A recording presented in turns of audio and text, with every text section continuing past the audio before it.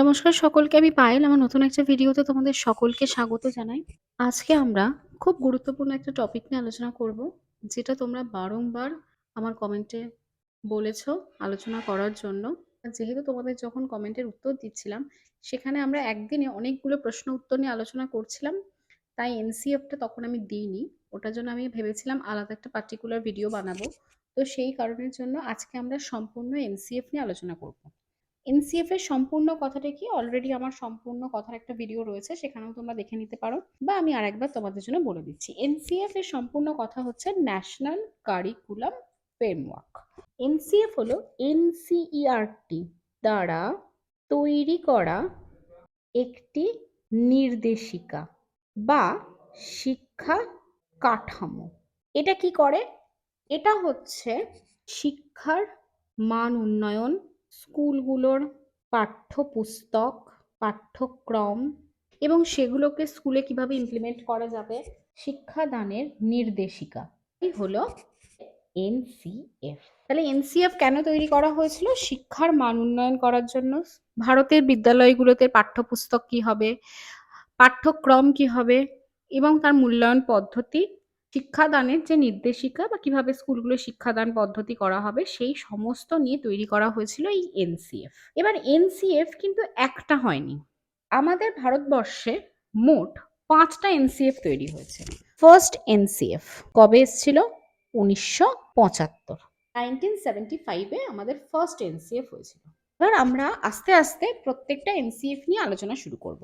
প্রথম NCF, NCERT দ্বারা প্রস্তুত করা প্রথম ন্যাশনাল কারিকুলাম ফ্রেমওয়ার্কই ছিল 1975 সালে। কেন তৈরি করা হয়েছিল?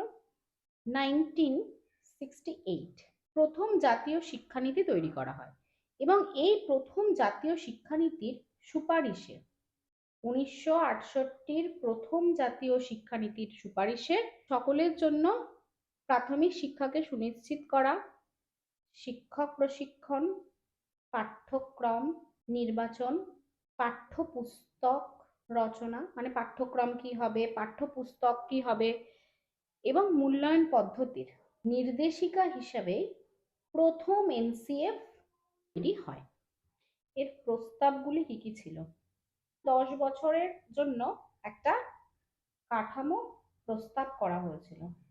আচ্ছা, এখানে শিক্ষার মাধ্যমে শিক্ষার্থীদের মধ্যে দেশপ্রেম, মূল্যবোধ ব্রত করার কথা বলা হয়েছিল, দেশাত্মবোধকে জাগিয়ে তোলা, সকলের জন্য প্রাথমিক শিক্ষা। এনসিএফ 1975 এর উদ্দেশ্যগুলো কি কি ছিল? উদ্দেশ্যগুলো ছিল প্রাথমিক শিক্ষাকে সুনিশ্চিত করা সকলের জন্য, শিক্ষক প্রশিক্ষণের কথা বলা হয়েছিল, পাঠ্যক্রম নির্বাচন, পাঠ্যপুস্তক রচনা করা এবং মূল্যায়ন পদ্ধতি সম্পর্কে ধারণা দেওয়াই হচ্ছে জাতীয় পাঠ্যক্রম রূপরেখা তৈরি করা হয়েছিল। এবার দ্বিতীয়টা নিয়ে আলোচনা করব। দ্বিতীয় এনসিএফ কবে হয়েছিল?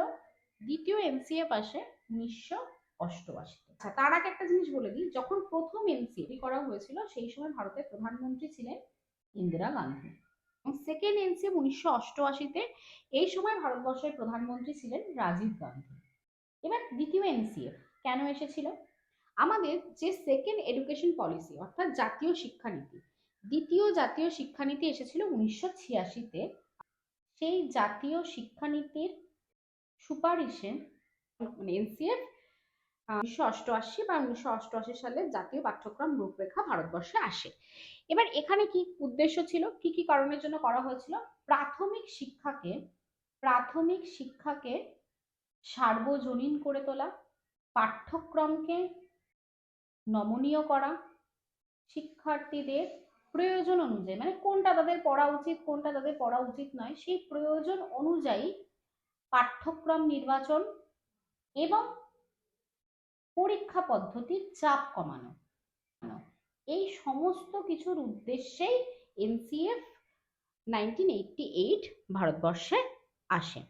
এবার এর প্রস্তাবগুলো কি কি ছিল? এর প্রধান প্রস্তাব ছিল শিক্ষার্থীদের প্রয়োজন অনুযায়ী পাঠ্যক্রম নির্বাচন অর্থাৎ পাঠ্যক্রমকে নমনীয় করে তোলা, খেলাধুলাকে পাঠ্যক্রমের একটি অংশ হিসাবে নির্বাচন করা, ভারতে যে সংস্কৃতি রয়েছে, ইতিহাস রয়েছে, মূল্যবোধ রয়েছে, এইগুলো সম্পর্কে বাচ্চাদেরকে ধারণা দেওয়া, শিক্ষার সামগ্রিক গুণগত মান উন্নয়ন। থার্ড এনসি কবে এসছে?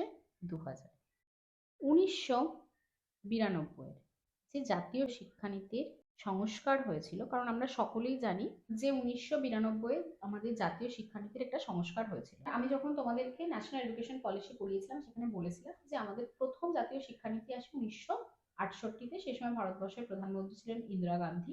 দ্বিতীয় শিক্ষানীতি আসে 1986-তে, তখন আমাদের ভারতবর্ষের প্রধানমন্ত্রী ছিলেন রাজীব গান্ধী। এবং তারপরে 1992 সালে এই যে 1986 সালে যে জাতীয় শিক্ষানীতি ছিল তার একটা ক্ষুদ্র সংস্করণ হয়। সেই সময় ভারতবর্ষের প্রধানমন্ত্রী ছিলেন পিভি নরসিংহ রাও। এই যে 1992 সালে জাতীয় শিক্ষানীতি সংস্কার হয়েছিল এবং সেই সংস্কারের উপর ভিত্তি করে 2000 সালের থার্ড এনসিএফ ভারতবর্ষে আসে। থার্ড এনসিএফ এর উদ্দেশ্য কি ছিল? শিক্ষা ব্যবস্থার আমূল সংস্কার, শিক্ষাকে শিশু কেন্দ্রিক করে তোলা, শিক্ষার্থী যেটা শিখছে সেই শিক্ষার সঙ্গে বাস্তব অভিজ্ঞতা যে মেলবন্ধন, অর্থাৎ যেটা শিখছে সেটা বাস্তবে তারা প্রয়োগ করতে পারছে কিনা, সমস্যার সমাধান করতে পারছে কিনা, সমস্যার সমাধানের দক্ষতা বৃদ্ধি, নতুন পাঠ্যক্রমে পরিবেশ অধ্যয়ন, অর্থাৎ পরিবেশকে যে পাঠ্যক্রমে অন্তর্ভুক্ত করা প্রয়োজন, এই পরিবেশ অধ্যয়ন, এই সমস্ত কিছুকে মাথায় রেখে আমাদের তৃতীয় জাতীয় পাঠ্যক্রম রূপরেখা ভারতবর্ষে আসে। আর একটা জিনিস তোমাদেরকে বলে দিই, এই যে থার্ড এনসিএফ, এটা হচ্ছে 1988 সালের যে এনসিএফ হয়েছিল সেই এনসিএফ এর আধুনিক সংস্করণই হচ্ছে। এবার এর প্রস্তাবগুলো কি ছিল? শিক্ষার বোঝা কমানো, পাঠ্যপুস্তকের বিষয়বস্তুকে আরো সহজ করে তোলা, শিশুদের চাহিদার উপর ভিত্তি করে, মানে যে শিশু কেন্দ্রিক শিক্ষা ব্যবস্থা বলা হচ্ছে না, শিশুদের চাহিদার উপর ভিত্তি করে পাঠ্যক্রম নির্বাচন, শিক্ষাদান পদ্ধতি এবং মূল্যায়ন পদ্ধতি। এবার আমরা পড়ে নেব এনসিএফ 2005।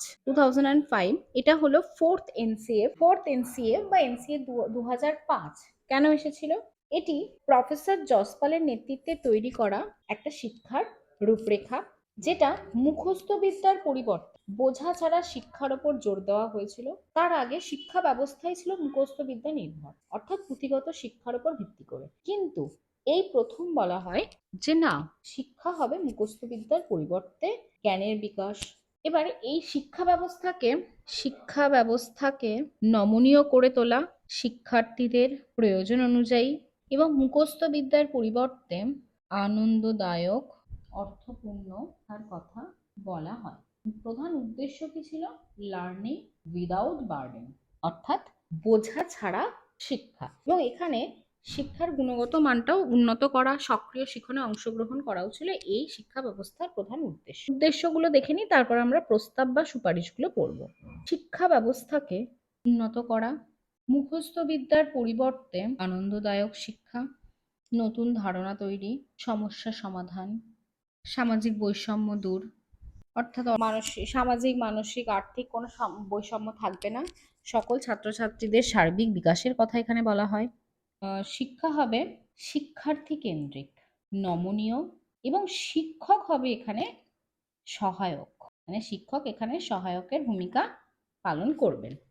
এবার এই যে এনসিএফ 2005 এর সুপারিশগুলো আমরা এখানে দেখে নিই। শিক্ষাকে, মানে যেটা শিখছে বাচ্চারা, শিক্ষাকে স্কুলের চার দেওয়ালের বাইরে বার করে নিয়ে এসে বাস্তব জীবনের সাথে যুক্ত করা, অর্থাৎ শুধুমাত্র পুঁথিগত শিক্ষাই নয়, এমন একটা শিক্ষা হবে যে শিক্ষা আমাদের জীবনে চলার পথে কাজে লাগবে। মুখস্থ বিদ্যার পরিবর্তে বুঝতে হবে আমাদের, এবং শিক্ষাটা হবে আনন্দদায়ক। পাঠ্যক্রম হবে শিক্ষার্থী কেন্দ্রিক, নমনীয়, বোঝা কমানোর জন্য মূল্যায়ন পদ্ধতির পরিবর্তন, এবং শিক্ষক এখানে সহায়ককারী ভূমিকায় থাকবে। পরীক্ষার ভীতি কমানো, অর্থাৎ মূল্যায়ন পদ্ধতির আমূল সংস্কার, সিসির ব্যবস্থা করা, মানে ধারাবাহিক মূল্যায়নের ব্যবস্থা করা, অন্তর্ভুক্তিমূলক শিক্ষা, অর্থাৎ জাতি ধর্ম বর্ণ নির্বিশেষে সকলের জন্য শিক্ষা নিশ্চিত করা। কারণ এই ফোর্থ এনসিএফ এর পর সর্বশেষ যে এনসিএফটা আমাদের ভারতবর্ষে এসেছে সেটা হচ্ছে এনসিএফ 2023। এবার আমরা এটাই পড়বো। এটা হচ্ছে ফিফথ এনসিএফ আমাদের ভারতবর্ষের, এবং সবশেষ এনসিএফ হচ্ছে এই এনসিএফ 2023। যেটা আমাদের জন্য ভীষণ ইম্পর্টেন্ট। এনসিএফ 2023 হচ্ছে আমাদের যে ন্যাশনাল এডুকেশন পলিসি 2020, অর্থাৎ 2020 যে ন্যাশনাল এডুকেশন পলিসির ওপর ভিত্তি করে স্কুল শিক্ষার একটি যুগান্তকারী পরিবর্তন হিসেবে এনসিএফ 2023 ভারতে আসে। এখানে মুখস্থ বিদ্যার পরিবর্তে সৃজনশীল চিন্তা, সমালোচনামূলক চিন্তা এবং অভিজ্ঞতামূলক শিক্ষার ওপর জোর দেওয়া হয়। এবং এই এনসিএফ শিশুর সামগ্রিক বিকাশ ও গুণগত শিক্ষার ওপর জোর দেয়। তাহলে এনসিএফ 2023 কি? এনসিএফ 2023 হচ্ছে স্কুল শিক্ষার একটি যুগান্তকারী পরিবর্তনের জন্য এই এনসিএফ 2023 ভারতবর্ষে আসে। কেন এসেছিল? ন্যাশনাল এডুকেশন পলিসি 2020, অর্থাৎ সর্বশেষ যে আমাদের জাতীয় শিক্ষানীতি হয়েছে তার সুপারিশেই ভারতবর্ষে এনসিএফ আসে। এনসিএফ কেন এসেছিল? এই যে মুখস্থ বিদ্যা, আমরা মুখস্থ বিদ্যা এনসিএফ 2005-এ আমরা মুখস্থ বিদ্যার পরিবর্তে আনন্দদায়ক শিক্ষা বা আমরা বোঝার কথা বললাম, কিন্তু এখানে আবার আসছে কি মুখস্থ বিদ্যার পরিবর্তে সৃজনশীল চিন্তা, সমালোচনামূলক চিন্তা এবং অভিজ্ঞতামূলক শিক্ষার উপর জোর দেওয়া হয়। এখানে শিশুর সামগ্রিক বিকাশের কথা বলা হয়, তার গুণগতমূলক শিক্ষার উপরও এখানে জোর দেওয়া হয়।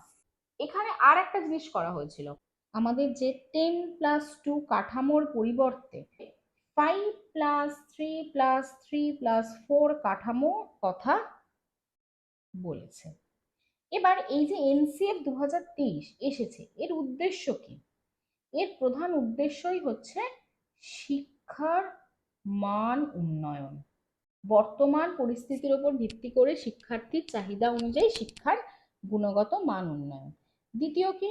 দ্বিতীয় হচ্ছে সামগ্রিক বিকাশ, অর্থাৎ শুধুমাত্র বই পড়া নয়, বইয়ের পাশাপাশি তাদের মূল্যবোধ, সামাজিক চেতনা, অন্যদের সঙ্গে তার সম্পর্ক কেমন, বাস্তব অভিজ্ঞতা সে কিভাবে সামলাতে পারছে বা বাস্তব অভিজ্ঞতার মুখোমুখি সে কিভাবে হচ্ছে, বইয়ের শিক্ষাকে কিভাবে সে বাস্তবে প্রয়োগ করতে পারছে, এই সমস্তটার কথা বলা হচ্ছে এখানে। এবং এইখানে আত্মনির্ভরশীলতার কথা বলা হচ্ছে, মানে নিজে কিভাবে নতুন পরিবেশে সে মানিয়ে নিচ্ছে, কিভাবে তার নিজের সমস্যা সমাধান করছে, শুধু নিজের সমস্যা না অন্যের সমস্যা সমাধানে সে কিভাবে পাশে দাঁড়াচ্ছে, এই সমস্তটার কথা বলা হচ্ছে এনসিএফ 2023-তে। সৃজনশীলতা, মূল্যবোধ, সমস্যা সমাধানের দক্ষতা যাতে তাদের মধ্যে গড়ে ওঠে, সেই কারণের জন্য এনসিএফ হয়েছিল। এবং মেন বিষয়গুলো হচ্ছে কি শিক্ষা যাতে আরো আকর্ষণীয় সুন্দর হয়ে ওঠে, মানে এই এনসিএফ বর্তমান যে এনসিএফটা চলছে এনসিএফ 2023, এটা হচ্ছে শিক্ষার আধুনিকীকরণকে নির্দেশ করে এবং সক্রিয় অংশগ্রহণ, যেটা বলা হয়নি, সক্রিয় অংশগ্রহণ, যাতে শিক্ষার্থীরা সক্রিয় অংশগ্রহণ করে এবং মূল্যায়ন পদ্ধতির কিছু পরিবর্তন এসছে, শিক্ষার্থী তার প্রয়োজন অনুযায়ী যে মূল্যায়ন পদ্ধতি, আমাদের এখন হলিস্টিক প্রোগ্রেস রিপোর্ট কার্ড হয়েছে যেখানে সার্বিক বিকাশের কথা বলা হচ্ছে এবং মূল্যায়ন পদ্ধতিরও খানিকটা পরিবর্তন এসেছে, সেটা অলরেডি আমি যখন হলিস্টিক প্রোগ্রেস রিপোর্ট কার্ড বা সিসি যখন পড়েছি তখন তোমাদেরকে বলেছি। এবার এই যে এনসিএফ 2023 এর মানে সুপারিশগুলো কি কি ছিল, আমরা উদ্দেশ্যগুলো দেখলাম, এবার আমরা সুপারিশগুলো পড়বো।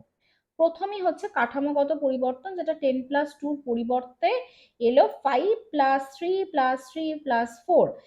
5 মানে হচ্ছে যেটা ফাউন্ডেশনাল স্টেজ আমরা বলছি, 3 থেকে 8 বছর বয়স, যেখানে বাচ্চাটা খেলার ছলে শিখবে। তারপরে হচ্ছে প্রিপারেটরি স্টেজ, সেটা হচ্ছে 8 থেকে 11।